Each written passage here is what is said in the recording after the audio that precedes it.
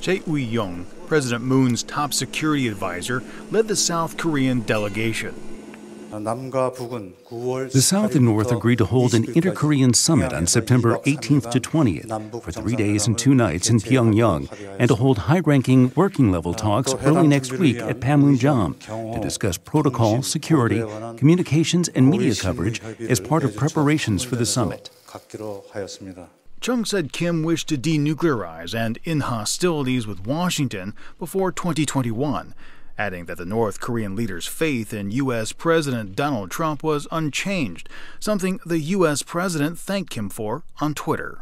Troy University International Relations lecturer Daniel Pinkston says there is skepticism about Kim's commitment to denuclearization. Well, I don't see any written commitments. There are a number of written mechanisms, legal mechanisms, in ways that they can demonstrate politically and legally that they're bound to these denuclearization commitments. Harry Kazianis is the Director of Defense Studies at the Center for the National Interest. He doubts Kim Jong Un will denuclearize, but notes a shift from the fire and fury days of 2017. If the goal is the complete, verifiable, irreversible denuclearization or CVID like we used to hear a few months ago, that's probably not going to happen. But there is a lot of ways to lessen tensions with North Korea and to have what I would call a working relationship. If North Korea commits to arms control, arms reduction, and denuclearization, Pinkston says, there are a number of opportunities that are open for North Korea. And of course, it can't happen overnight. It will take years.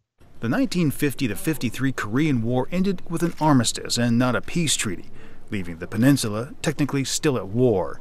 President Moon has made an end-of-war declaration one of his goals.